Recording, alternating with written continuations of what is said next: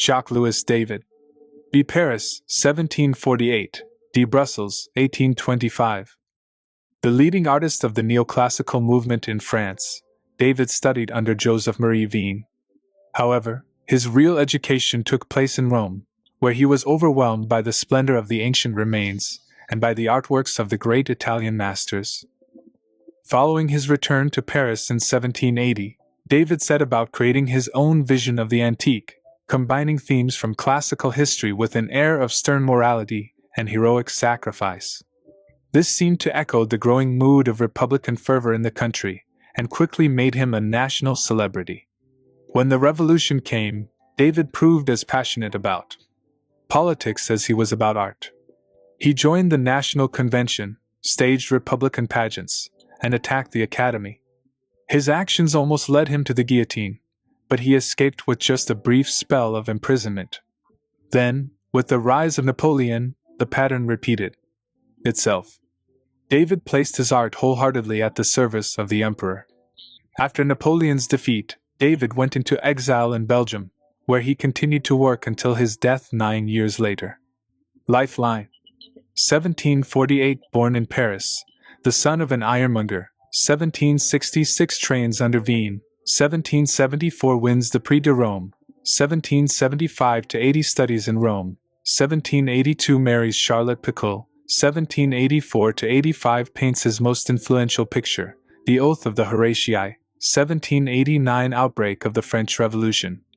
1792. Joins the Nat Iona Convention. 1794. Imprisoned for his revolutionary activities. 1804. Becomes Napoleon's official painter. 1816. Moves to Brussels. Following defeat of Napoleon, 1825. Dies in exile in Brussels. The intervention of the Sabine women. This was David's comeback painting, after his near-fatal involvement in politics, hence its conciliatory theme. The Sabine women stopped the fighting by taking their children onto the battlefield. 1794–99. Oil on canvas. 385 by 522 centimeters, Louvre, Paris, France. The Oath of the Horatii. 7 Roman brothers take a vow to their father as they prepare to fight to the death against 3 enemy champions. The lamenting women on the right include a sister who is betrothed to one of the enemy. This paean to duty and self-sacrifice for the good of the state captured the mood of the times. As such, it has been seen as a call to arms for the French Revolution. 1784–85. Oil and canvas. 330 by 425 centimeters, Louvre, Paris, France. Closer look. Balance and order. David's composition has a rigorous sense of order. The 3 arches echo the grouping of figures into 3 divisions. Similarly, the diagonal line of the lance and the brothers' strides is balanced by that of the father and the swords. United in grief, the heroic actions of the Horatii brothers are balanced by the passive resignation of their sisters. One of them is betrothed to a member of the opposing family, and so, whatever the outcome of the fight, loved ones are bound to perish. The death of Marat. 7 Revolutionary leader Jean-Paul Marat had to spend hours in the bath because of a skin complaint.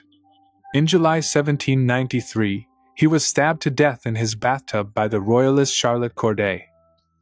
David immediately painted this tribute, showing Marat in a pose reminiscent of the dead Christ. 1793. Oil and canvas. 165 x 128 centimeters, Musées Royaux, Brussels, Belgium. Closer look. A revealing still life. Marat used his bathroom as an office. In his left hand, he holds Corday's letter of introduction, while beside Idas Anodi offering money to a soldier's widow. The old crate, used as a table, was a deliberate contrast to the luxurious furniture owned by the rich. Here David is illustrating his friend's charitable nature and his austere principles. In context. The French Revolution, the most turbulent period in French history, began in 1789, when rebel politicians formed a new government, the National Assembly, and rioters stormed the Bastille prison. The insurgents swept away the powers of the monarchy and the church, but divisions appeared within their ranks. Extremist groups took control, unleashing the Terror, 1793–94, when thousands went to the guillotine. By 1795, the violence began to subside, leaving a power vacuum that would eventually be filled by Napoleon. Arrest of the governor of the Bastille by Jean-François Jeannet. Napoleon crossing the Alps. This is a striking piece of propaganda.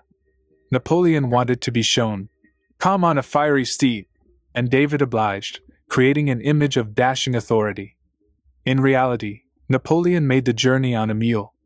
1801, oil on canvas, 260 x 221 cm, Château de Malmaison, Royal Malmaison, France. Madame Récamier Julie Récamier was a famous society beauty. Her Grecian, ringlets, empire-style dress, and bare feet give her a convincing classical appearance. 1800, oil on canvas, 174 by 244 centimeters, Louvre, Paris, France. Antoine-Jean Gros. B. Paris, 1771, D. Meudon, 1835. The art of Gros marks the transition between Neoclassicism and Romanticism. He was one of David's star pupils, but his emotive use of color and his taste for scenes of suffering heralded the Romantic style to come. Delacroix and Géricault were both keen admirers of his work. Gros' best pictures were produced for Napoleon. He met him in Milan in 1796 and immediately joined his entourage. This gave him first-hand experience of the general's campaigns, which in turn enabled him to endow his war scenes with an unusual degree of realism. Although his work projects a glamorized vision of war, the prominent pile of corpses in Eylau shocked the Parisian public when the picture was shown at the Salon. Lifeline. 1771, born into an artistic family in Paris. 1785, becomes pupil of Jacques-Louis David. 1793 to 1800, works in Italy, where he meets Napoleon. 1808, paints Napoleon on the battlefield of Eylau. 1816, becomes professor at École des Beaux-Arts.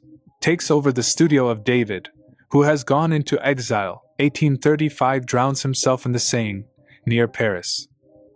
Napoleon on the battlefield of Eylau. Gros emphasizes the emperor's compassionate side. He is shown with his arm raised, as if he is blessing the wounded and the defeated, who cluster around him. 1808, oil on canvas, 5.2 x 7.8 m, Louvre, Paris, France. Napoleon visiting the plague-stricken at Jaffa. This is a scene from Napoleon's Syrian CS campaign of 1799. The picture was commissioned to counter accusations that Napoleon had wanted to execute the sick. 1804, oil on canvas, 5.2 x 7.2 m, Louvre, Paris, France. Closer look. Heroic leadership. Gros underlines Napoleon's bravery by showing him touching a plague sore. This contrasts with behavior of the officer behind him, who covers his mouth to protect himself from infection. Napoleon's gesture is reminiscent of some Christian images showing Jesus healing the sick by touching them. Elisabeth Vigée-Lebrun. B. Paris, 1755. D. Paris, 1842. Elisabeth was the daughter of Louis Vigée, a minor artist who also trained her, and the wife of the picture dealer, Jean-Baptiste Lebrun. She established herself as a leading portraitist, known in particular for her many depictions of Marie Antoinette, France's doomed queen. Their rapport is immediately evident from these paintings. Because of her royal connections, Vigée-Lebrun was forced to flee during the French Revolution, later working in Italy, Russia, and England. Marie Antoinette, the empty cradle, is a reference to Princess Sophie Beatrix, who had just died. 1787, oil on canvas, 275 by 215 centimeters, Château de Versailles, France. Anne-Louise Girodet. B. Montargis, 1767, D. Paris, 1824. Like his contemporary Gros, Girodet forms a bridge between the neoclassical and romantic movements. He was one of David's most gifted pupils and won the Prix de Rome in 17839. Stylistically, he owed much to his master, but his approach was very different. Endymion, painted at the height of the French Revolution, was a far cry from David's stern Republican dramas. The idea of using a symbolic source of light to represent the goddess would have been anathema to his old teacher. The sleep of Endymion. The lunar goddess Selene is in love with Endymion and visits him here as a shaft off moonlight. 1791, oil and canvas, 198 x 261 cm, Louvre, Paris, France.